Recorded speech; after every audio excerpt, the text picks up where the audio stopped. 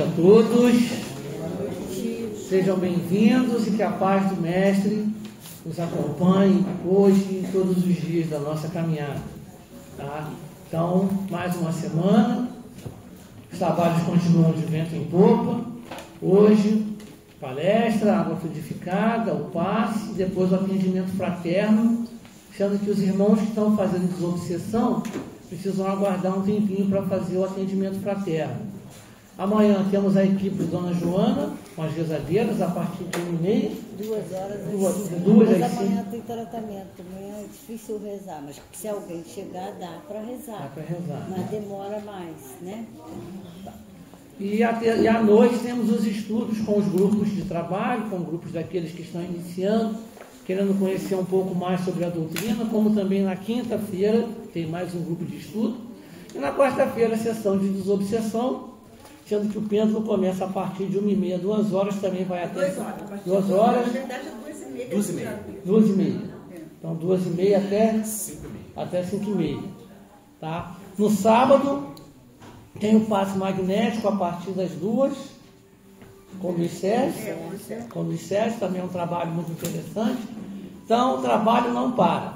Tá? Então, aqueles que não conhecem a casa, mais informações, todas as segundas-feiras a gente vai passando aqui. Também lembrando que todas as palestras são gravadas. Tem o canal do GEL, Nova Futura, no YouTube, que a gente pode ver, rever e acompanhar as palestras da semana. Se inscreve, dá um like, compartilha, avisa para geral, comente, tá? E também vi na presença, tá? Mesmo aqueles que vêm fazer a desobsessão, sempre a gente fala também que sempre é bom vir na segunda-feira assistir a palestra, tomar água, tomar um passe, tá? Não vem só na quarta, pode vir na segunda e quem quiser estudar também. Na verdade, a gente recebe, todo mundo que veio para a segunda-feira, que está fazendo tratamento, recebe um plano de tratamento com segunda e quarta-feira. Segunda e quarta-feira, né? Para fortalecer cada vez mais todo o trabalho, tá? A gente pede a todos que estão aqui presentes que a partir desse momento desliguem os celulares para que a gente possa se concentrar nas ações aqui colocadas na noite de hoje pela espiritualidade. Luzes e a Clélia vai fazer nossa leitura de preparo de ambiente. Tem um texto aqui sobre mentor espiritual, que é o nosso anjo da guarda. Eu acho muito bonito. Hoje, quando eu li, falei assim, na hora do preparo, eu vou fazer essa leitura. Eu estou ao seu lado. Eu sou aquele que nunca desacredita dos seus sonhos. Sou eu que às vezes altero o seu itinerário e até atraso os seus horários para visitar incidentes ou encontros desagradáveis. Sim, sou eu que falo o seu ouvido, aquelas inspirações que você acredita que acabou de ter uma grande ideia. Sou eu quem te causa aqueles arrepios quando você se aproxima de lugares ou situações que vão te fazer mal. E sou eu quem chora por você quando você, com a sua teimosia, insiste em fazer tudo ao contrário só para desafiar o mundo. Quantas noites passei na cabeceira de sua cama velando por sua saúde, cuidando de sua febre e renovando as suas energias. Quantos dias eu te segurei para que você não entrasse naquele ônibus, carro e até avião? Quantas ruas escuras eu te guiei em segurança? Não sei, perdi a conta, mas isso não importa. O que realmente importa e o que me deixa triste e preocupado é quando você assume a postura de vítima do mundo, quando você não acredita na sua capacidade de resolver os problemas, quando você aceita as situações como insolúveis, quando você para de lutar e simplesmente reclama de tudo e de todos. Quando você desiste de ser feliz e culpa outra pessoa pela sua infelicidade. Quando você deixa de sorrir e assume que não há motivos para rir, quando o mundo está repleto de coisas maravilhosas. Quando se esquece até de mim, seu anjo da guarda, aquele que o Pai concedeu a honra de auxiliar nessa missão tão difícil, que é viver e progredir. Já que me deixaram falar diretamente com você, Gostaria de te lembrar que estou ao seu lado sempre, mesmo quando você acredita estar totalmente só e abandonado. Nesse exato momento, estou segurando a sua mão, estou consolando o seu coração e te olhando. E por te amar demais, fico triste com sua tristeza. Mas como eu sei que você nasceu para brilhar, eu agradeço ao grande arquiteto da criação a oportunidade bendita de cuidar de você, que é muito especial. Seu anjo da guarda. Linda, né? Mensagem linda. Então confiemos que a gente tem um anjo da guarda que protege a gente sempre, em todos os momentos. Nesse momento, vamos elevar o nosso pensamento, o nosso coração para a nossa prece inicial. Senhor Deus, agradecemos a vossa presença, agradecemos pelo seu amor, pela sua paz, que todas as mensagens, estudos, ensinamentos e preces aqui na noite de hoje, para os irmãos encarnados, desencarnados, presentes e ausentes, possam nos trazer cada vez mais sabedoria, discernimento, conhecimento e aplicação de suas mensagens de amor e paz e fraternidade na nossa caminhada, em nossa jornada, em nossa vida. Agradecemos a vossa presença da espiritualidade superior para a noite de hoje e sempre. Gratidão, Senhor, que assim seja, graças a Deus. Então, hoje a gente recebe com muita alegria o nosso irmão Júlio César de Sá, com o tema Caracteres da Perfeição. Seja bem-vindo, Júlio. Boa noite. Obrigado mais uma vez pela oportunidade. Antes de começar o estudo, eu queria deixar duas perguntas.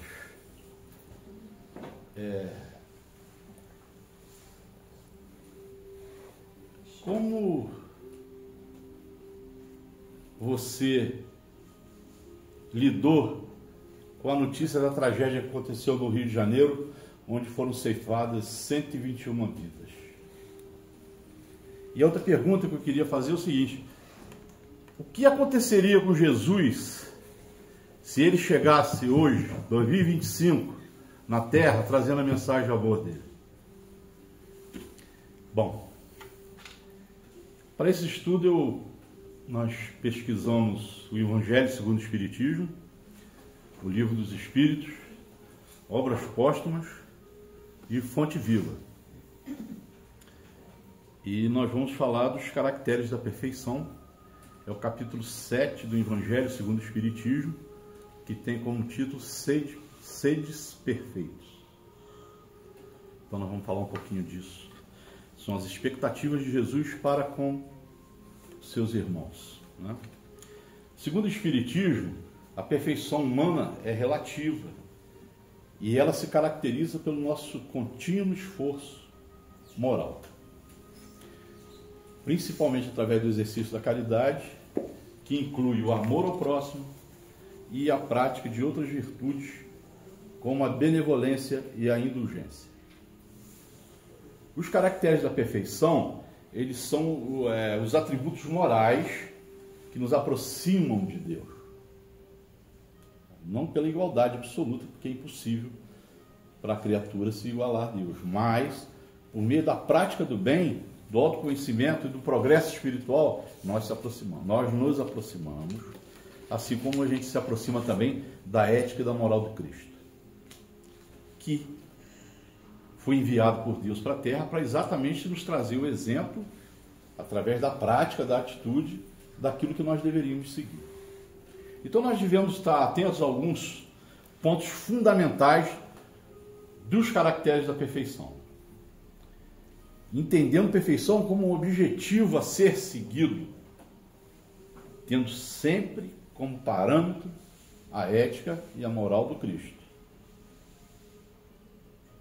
Então, se a gente falar de caridade, caridade é a essência da perfeição e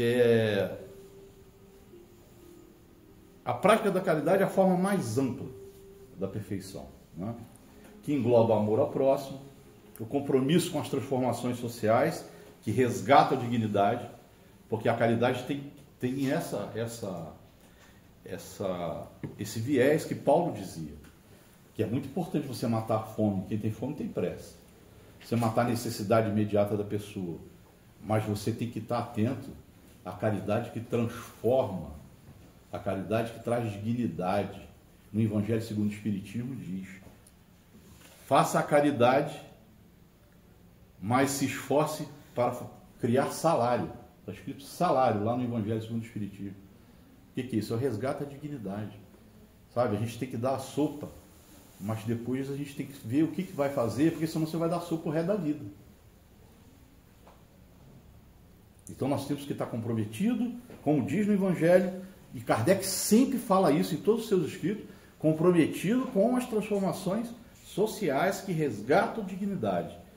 O combate a toda forma de preconceito e discriminação, a benevolência, a indulgência, a luta pela igualdade, pela liberdade e pela fraternidade. E Kardec nos alerta isso em Obras Póstumas. Tem um capítulo que é um verdadeiro ensaio, em que Kardec diz que uma sociedade só será realmente completa o dia que respeitar essas três ideias. A ideia da liberdade, da fraternidade e da igualdade, que é a mais importante. Né? Então, amor ao próximo, que não se alinha com os defeitos contrários, estendido até o amor pelos inimigos,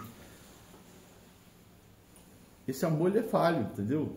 Esse amor ele só é completo como ele tem como referência os ensinamentos do Divino Mestre. Então, Jesus, que nunca julgou, nem ameaçou ninguém com castigo, com punições eternas, né? A orientação de Jesus sempre foi pela reparação, que é o que o Espiritismo diz. Nós não vamos ser julgados, nós não vamos ser condenados. Nós vamos ter a oportunidade de reparar os nossos erros e evoluir. Então, tudo aquilo que acontece com a gente de ruim, que às vezes a gente põe a culpa em Deus, Deus, por que está acontecendo isso? Ou põe a culpa em outro, como o texto aqui que foi lido, entendeu? A gente não para pensar que nós somos resultado das nossas atitudes. Agora, o grande poder consolador que Jesus nos oferece é o seguinte: todos nós vamos evoluir, todos nós vamos reparar, até o pior dos criminosos um dia vai reparar os seus erros e vai evoluir, porque é esse o projeto, esse é um dos caracteres da perfeição que Deus fala para nós, que Jesus fala para nós através do Evangelho. E Jesus, em todas as leituras que você faz de Jesus, não raro Jesus pedia: vai, não peque mais. Era isso, era a única afirmação de Jesus. A outra era: a sua fé te salvou. Tá? Jesus não se vangloriava, não se chamava de milagroso ou de milagreiro. Não. Ele colocava todo o mérito na atitude de quem tomou a iniciativa. Tá? Então, nós temos que ter um trabalho de superação do orgulho, do egoísmo, né? Todos os defeitos, todos os vícios têm sua origem no egoísmo e no orgulho, né? E superá-los é o caminho para se aproximar da perfeição, pois o orgulho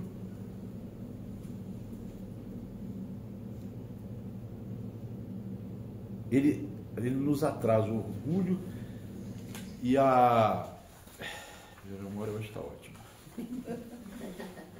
O egoísmo e o orgulho, eles destroem o sentimento de caridade, né?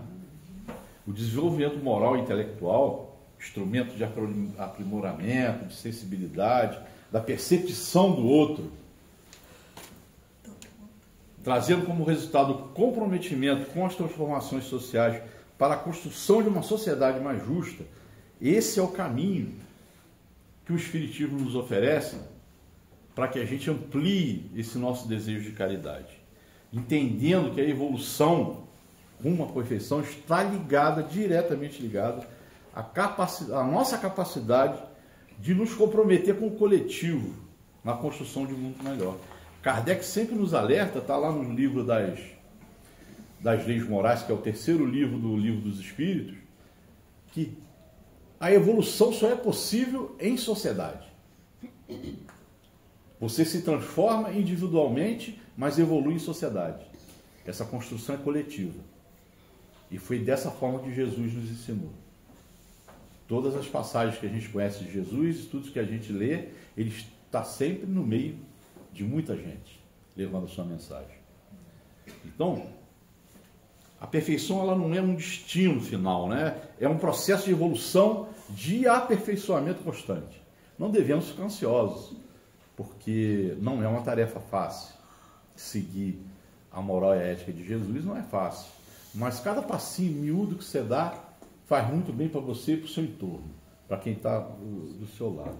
Esse é um esforço perpétuo, né? Para se aproximar da ética da moral do Cristo. Você vai fazer isso em várias encarnações, né? Mas quanto mais eu fizer, se a gente aproveitar bem essa encarnação e fizer de tudo para se aproximar o máximo possível dessa ética, vai ficar muito melhor para nós, né? Jesus nos apresentou o modelo e pede um esforço para que a gente atinja minimamente, que a gente se aproxime minimamente na direção desse modelo. Jesus nos mostra que a essência da perfeição é a caridade. Caridade na sua mais ampla acepção.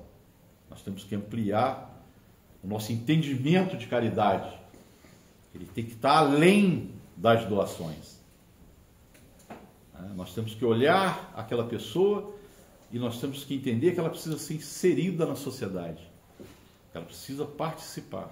Tem um capítulo do Evangelho segundo o Espiritismo que fala sobre a riqueza. E qual é a função da riqueza? A função da riqueza é a função de amor ao próximo. A riqueza é dada como prova para quem é rico, para que ele transforme a vida do outro, para que ele transforme a vida do maior número de pessoas que ele puder, né? E tem uma proposta lá dentro do Evangelho, também no Livro dos Espíritos, que eu já falei dela aqui várias vezes, vou falar de novo, porque o momento pede. Nós estamos vivendo um momento de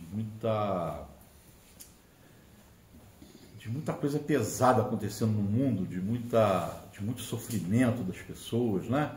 É tragédia climática, é tragédia social, é um monte de tipo, é guerra, né? Então nós estamos vivendo, como a prece que a Rússia tem feito aqui sistematicamente pela paz mundial, a gente tem que se comprometer com isso, que não parece que está longe da gente, mas tem hora que chega muito perto.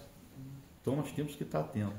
Então Jesus propõe lá no Evangelho segundo o Espiritismo, e Kardec faz, junto com os Espíritos, um resumo sobre os caracteres da perfeição, e ele fala sobre o homem de bem. Eu gosto muito de falar isso, porque às vezes a gente ouve pessoas falarem do homem de bem como se fosse uma coisa fácil e corriqueira, né? E não é. Então, lá no Evangelho diz que o verdadeiro homem de bem é aquele que pratica a lei de justiça e de caridade em sua maior pureza. Quando interroga a sua consciência a respeito dos seus próprios atos, pergunta-se se não violou essa lei, se não fez o mal. Se fez todo o bem que podia, se negligenciou conscientemente uma oportunidade de ser útil, se alguém tem do que se queixar dele, enfim, se fez ao outro tudo o que queria que se fizesse por ele. Negligenciar a oportunidade é um negócio interessante que nós temos que observar.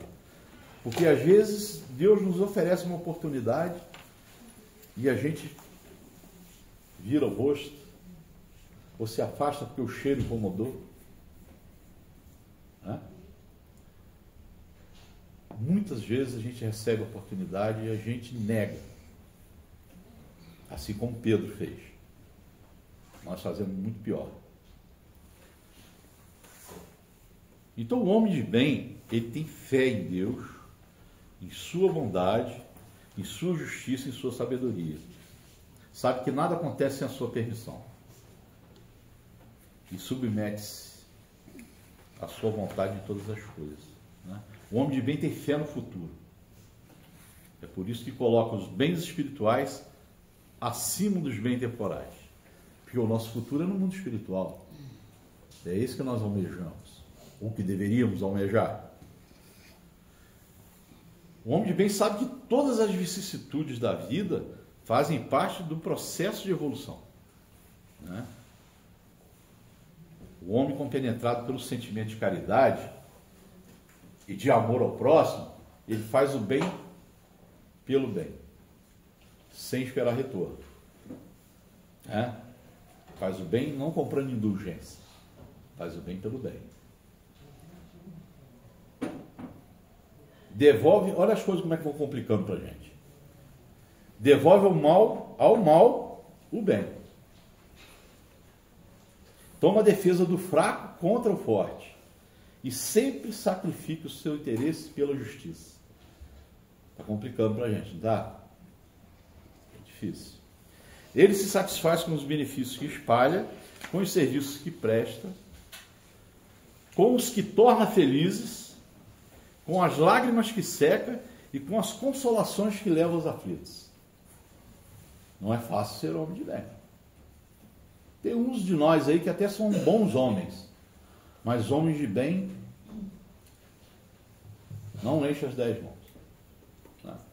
Tem alguns aí, Júlio Lancelotti, Papa Francisco, partiu, né? Gandhi, e alguns homens que foram homens de bem que fizeram um bom papel. Mas os outros estão no processo. Tem muita gente boa, muita, graças a Deus. Que a maioria é gente boa. Porque senão a gente estava numa situação bem pior. Graças a Deus.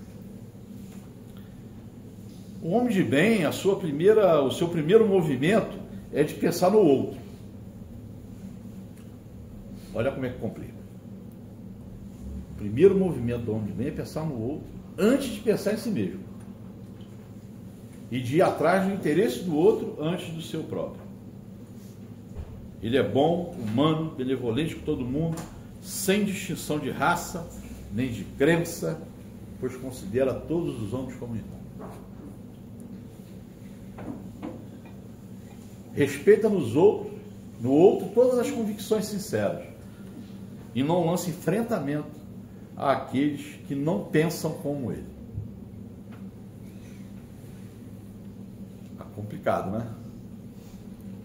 Como a gente está longe. Como a gente está longe. Em todas as circunstâncias, a caridade é seu guia. Não é fácil a gente conseguir isso. A gente vive numa sociedade de competição, né? A gente vive numa sociedade extremamente materialista, onde o sistema te coloca correndo atrás de coisas que você nem precisa, mas que você acaba sendo levado a querer ter, e você vai esquecendo de cuidar do seu lado espiritual, das suas convicções de fé, e você vai vivendo a sua vida só em função do que você tem que construir, da boa escola para o filho, da casa melhor, da carro, e aí as coisas passam e estão acontecendo à sua volta. E o que a gente vê são os aprisionamentos. O que são os condomínios de luxo, os condomínios que são nada mais que uma prisão, só que uma prisão de luxo. Sabe aquele pessoal que gosta de prender passarinho, e que o passarinho fica cantando na gaiola? Aí diz, não, mas eu trato bem, dou boa comida, mas o passarinho está lá preso. E nós estamos nos aprisionando. Porque a sociedade deixou de lado a caridade. Então você vai criando crise social uma atrás da outra, por pessoas que não têm as mesmas oportunidades que a gente, e a gente se isola deles. É o que eu falei lá no início. Você vira a cara, se esconde dessas pessoas, elas só entram no seu espaço privado para prestar serviço para você. É uma questão de fé, gente. Está lá no livro dos Espíritos, no livro das leis morais. Está no Evangelho segundo o Espiritismo, está em Obras Póstumas, está tudo aqui se vocês quiserem ir lá ler e pesquisar.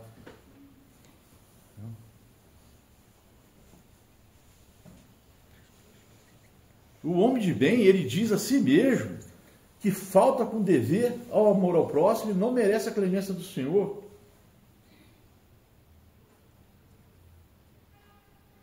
Aquele que causa prejuízo ao outro não merece a clemência do Senhor. Aqueles que usam palavras malévolas para se referir a outros, aqueles que ferem a suscetibilidade de alguém, às vezes que ofendem por orgulho, desdém, que não preste atenção, que não recua a ideia de causar uma pena, uma contrariedade, mesmo leve, quando pode evitá-la. Aquele que se preocupa em julgar, entendeu? Em condenar. E hoje as redes sociais, elas nos provocam o tempo todo. Você tem que dar respostas imediatas. E as redes sociais mexem com os nossos instintos mais primitivos. É uma guerra de palavras. Você protegido atrás de uma tela, você fica mais audacioso. Então o homem de bem, ele não tem raiva, não tem rancor, nem desejo de vingança.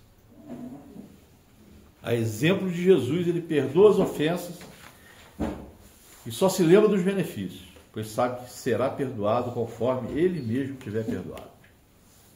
Está complicando cada vez mais, né?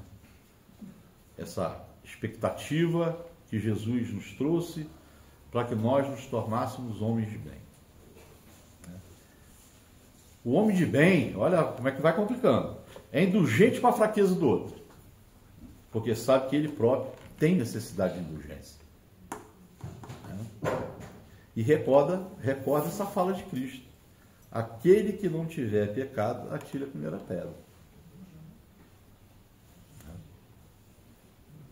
Então o homem de bem, ele não se compraz em procurar defeito nos outros, né? E nem pôr evidência nesses defeitos, que a gente tem essa forte tendência de observar no outro, não é o defeito, né? De denominar as qualidades que você considera ruins naquelas pessoas. E o homem de bem não se compraz nisso, não se compraz. O homem de bem, se a necessidade obriga isso, vai sempre à procura do bem, daquele bem que atenua o mal, né? Então, o homem de bem estuda suas próprias imperfeições e trabalha incessantemente em combatê-las. Esse é o grande exercício. O grande exercício é esse: é educar o nosso pensamento para que ele sirva como filtro, para que a gente não reproduza padrões de moda, padrões da sociedade, para que a gente alimente a nossa consciência com coisas boas, e quando a gente for reproduzir com atitudes ou com palavras, que a gente consiga tirar o melhor de nós, né? Que todos os esforços do homem de bem, eles são na intenção que se possa dizer amanhã que há nele algo melhor do que na véspera. Esse exercício que nós devemos fazer. Santo Agostinho sugere que todo final do dia, quando a gente for por repouso, que a gente faça uma reflexão de como foi o nosso dia. O que nós fizemos de certo, o que nós fizemos de errado.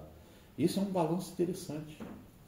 Primeiro, que apura esse filtro do pensamento, né, para que a gente se melhore, porque o nosso grande instrumento de transformação é a nossa mente, é o nosso pensamento, né? Então, se a gente exercita ele para fazer esse filtro, o erro que a gente cometeu hoje, a gente não vai repetir amanhã. Isso vai mudando com o tempo. É um exercício que nós precisamos fazer. O homem de bem, ele não procura fazer valer nem seu espírito, nem seus talentos, à custa do outro. Ao contrário, ele aproveita todas as ocasiões para ressaltar o que há de superior no outro. Falei da riqueza lá, vamos falar, está aqui também no homem de bem. Não se envaidece nem da sua fortuna, nem de suas vantagens pessoais, porque sabe que tudo que lhe foi dado pode ser tirado. O homem de bem, ele usa mas não abusa dos bens que lhe são concedidos, porque sabe que são um depósito de que ele deverá prestar conta. E que o emprego mais nocivo que poderia fazer disso contra ele próprio seria usá-lo para a satisfação das suas próprias paixões. Então, se a ordem social colocou homens sob a sua dependência, ele os trata com bondade, com benevolência, porque são iguais perante Deus. Tá? Ele usa da sua autoridade para levantar a moral deles e não para esmagá-los com seu orgulho. Evita tudo que poderia tornar a posição subalterna mais penosa, entendeu? E quando o homem de bem, quando ele é subordinado, ele compreende os deveres da sua posição e assume com escrúpulo o dever de cumpri-los conscienciosamente. Né? Então o homem de bem respeita em seus semelhantes todos os direitos dados pelas leis da natureza, como gostaria que os seus direitos fossem respeitados. Kardec deixa muito claro, lá nas leis morais, que a riqueza não é um defeito. O defeito existe no mau uso da riqueza. A riqueza ela é para ser transformadora, para transformar a sociedade, para fazer as pessoas crescerem, para fazer as pessoas terem emprego, para fazer com que as pessoas tenham dignidade. Então, o uso da riqueza vai ser cobrado em algum momento. A forma como ela é usada vai ser cobrado de quem a usou, bem ou mal. Todos esses caracteres que Kardec nos apresenta através do Evangelho, não é a enumeração de todas as qualidades que distingue o homem de bem. Né? Ainda assim, se a gente se esforçar para consegui-las, nós já estamos no caminho que conduz para as outras. Então, são alguns detalhes que a gente precisa estar atento. No livro Fonte Viva, uma mensagem de Emmanuel, que é psicografada por Chico Xavier, nos traz um pensamento de Paulo, na primeira carta aos Coríntios, capítulo 5, versículo 6. Olha só o que Paulo diz.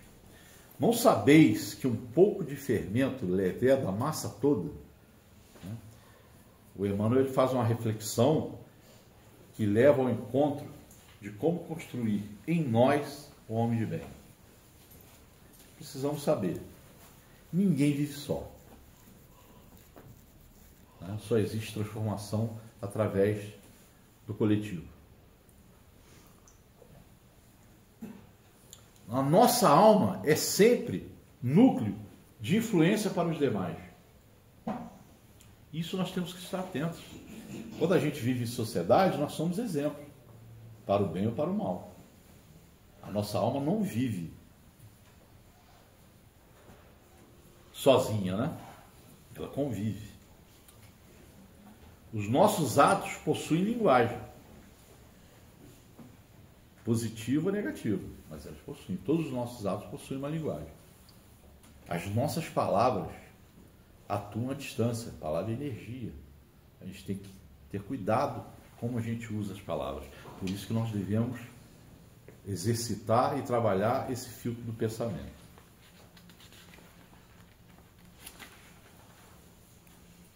Achamos-nos magneticamente associados uns aos outros. E ações e reações caracterizam-nos a marcha. Tá? Então é preciso saber que espécie de força projetamos naqueles que nos cercam. Qual a energia que nós estamos passando para o nosso irmão. E a nossa conduta é um livro aberto. Porque tudo que você faz gera energia. E essa energia contamina o meio. Começa na família, depois vai para o seu trabalho, para a comunidade onde você convive. Não é? É uma espiral, né? Que se a gente fizer bom uso, ela pode ser transformadora. temos que ficar atentos que muitos de nossos gestos, mais insignificantes, alcançam o próximo, gerando inesperadas consequências. Resoluções podem resultar, né? Algum gesto nosso pode resultar, pode transformar uma outra pessoa. Uma atitude, um gesto, tanto para o bem quanto para o mal. Então, quanto às frases, né? Esse negócio da frase eu acho muito importante, porque a gente vive nesse mundo de tiktokers aí, essas coisas. Então, quanto às frases que aparentemente inexpressivas, saídas da nossa boca, estabelece grandes acontecimentos. Cada dia que passa, a gente vai emitindo, a gente emite sugestões para o bem e para o mal. Por isso nós temos que ter cuidado. Porque a gente pode estar fazendo muita coisa errada quando a gente, principalmente nessas coisas que são muito imediatas. A tecnologia é muito imediata, né? O TikTok, então, ele vem trazendo uma velocidade maior para a informação e que é uma informação rasa, porque são pequenos segundos, minutos, e é uma informação rasa. E a pessoa forma a opinião e reproduz aquilo também de forma rápida. Então não há raciocínio. E isso está criando uma geração de gente que não pensa, que só reage. E quando reage é reprodução. E na maioria das vezes nós estamos reproduzindo inteligência artificial. Né? Porque o sistema ele vai te monitorando. Conforme aquilo que você gosta mais de ouvir, que você gosta mais de ler, ele vai criando um círculo e te apreendendo ali dentro. É mais uma prisão, além do condomínio. Né? Então, nós temos que estar atentos, porque tudo aquilo que a gente faz emite sugestões, emite energia. Então, qual o caminho? Qual o caminho que a nossa atitude está indicando? Né? Quando Paulo fala que um pouco de fermento leveda a massa toda, é claro que nós não dispomos de recursos para analisar a extensão da nossa influência. Mas nós podemos examinar e cuidar da qualidade essencial dessa influência. É um comprometimento que nós temos que ter com nós mesmos. Todo aquele que acredita na evolução espiritual, que acredita no crescimento, ele tem que cuidar disso. Ele tem que cuidar da sua formação. Tá? Ele tem que cuidar daquilo que ele faz, daquilo que ele pratica, daquilo que ele vai transmitir ao outro. Né? Então nós devemos nos acautelar com um alimento invisível que nós fornecemos às vidas que nos rodeiam. O nosso pensamento, a nossa atitude, a forma como a gente reage, tudo isso é um alimento invisível que compromete todo o nosso entorno. Tá? Que é isso, o destino ele se desdobra em corrente de fluxo e refluxo. Então nós temos que estar atentos, muito atentos, para todas essas influências que são capazes de tocar a nossa vida. É um alerta, porque a mídia ela tem lado, ela escolhe lado e ela joga para cima da gente. Eles têm um poder muito forte, eles têm um poder de dominação muito forte. Então nós temos que estar atentos que as forças que hoje se exteriorizam de nossa atividade, elas voltarão à nossa atividade amanhã. Não tem jeito. Por quê? Porque nós somos responsáveis pelas nossas atitudes. E nós vamos receber o retorno da forma que nós usarmos as nossas capacidades, o nosso poder de influência, da forma que a gente lidar com as nossas necessidades. Então nós devemos estar atentos. O projeto de Deus para cada um de nós é a perfeição. A primeira pergunta que eu fiz no início lá foi: como você reagiu ao massacre de 15 dias atrás no Rio de Janeiro? 56% da população foi a favor.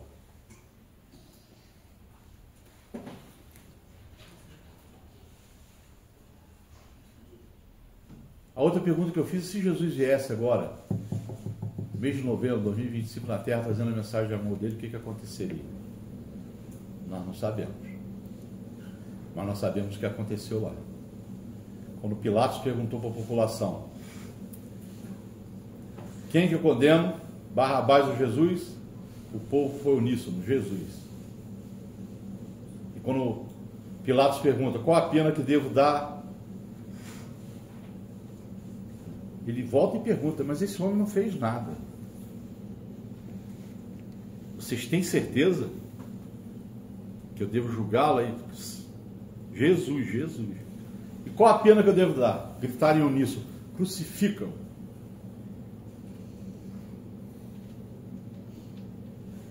Então, é só uma reflexão para a gente fazer nesse momento tão difícil, tão cruel que a sociedade do Rio de Janeiro está vivendo. E tem um outro livro também do Evangelho segundo o Espiritismo, tem um capítulo que se chama Os Falsos Profetas. Eles arrastarão milhões em meu nome. Muito obrigado pela atenção, saúde, paz, vigiai e orai. E o nosso irmão Júlio irá fazer a nossa prece final. Deus, permita que os bons espíritos que nos cercam venham em nossa ajuda quando tivermos em dificuldade, e que nos ampare se vacilarmos. Fazei que nos inspire a fé, a esperança, a caridade, o amor, o equilíbrio, a serenidade, que sejam para nós um apoio, uma esperança e uma prova da vossa misericórdia. Que seja, enfim, um apoio para as dificuldades da vida, que possam nos socorrer, que possam nos assistir, que nos orientar para que façamos as melhores escolhas, que sigamos os melhores caminhos, e para resistir às sugestões do mal, a fé que salve, o amor que consola. Que a paz do Senhor esteja conosco, que voltemos em paz para nossas casas, que assim seja. Então agradecemos a todos pela presença, pelo silêncio respeitoso, que possamos seguir na paz do Mestre. Uma boa noite, uma boa semana para todos nós.